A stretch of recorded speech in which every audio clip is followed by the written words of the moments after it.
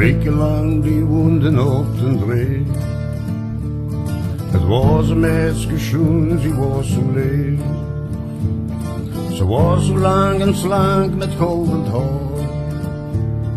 Het kind dat was nog jong, pas 16 jaar. En jij zag het putje nog zo slaan. Gezonder was ze visken, hoe was ze klein. Met been zo rond en fijn en een piepensteel. Een busje hoe een smal en vogelkeel. Ze lachte heel en het klonk dan wie een klok. Ze zorgde voor de kneens en het kitterhoor. De perenstal, de kooien nog te geet. Voor al het werk, ze stond altijd geweest.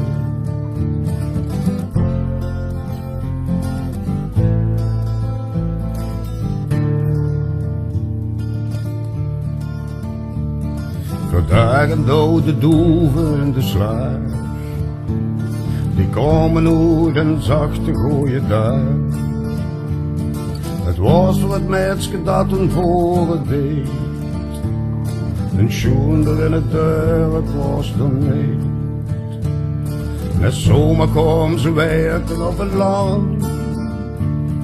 En alles bloeide wat ze had gepland. De herfst kwam, ze bond het huidje. Ze was net goed, ze groeide iedereen. Ach mensen, ongeluk is gauw gebeurd. De bladerzevel zo de boven schuilt. De strenge winter kwam met sneeuw en ijs. Ze ging alleen getjas op het ijs.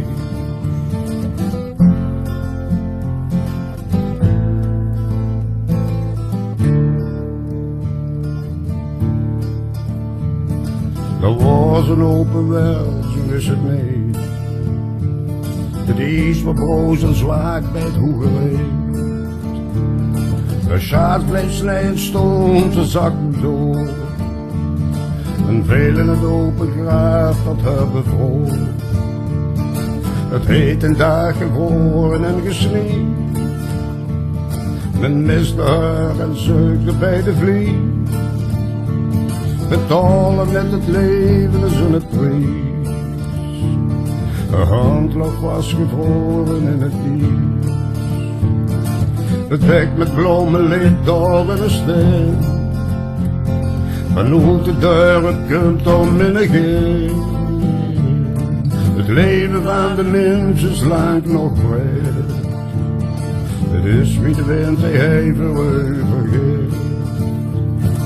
Maar wekenlang ik kort een tijd geleden. Ze woonde bij haar ouders op den dreef. Ze wie de bloem die in het voorjaar groeit. De schoonste is het eerste goed gebloeid.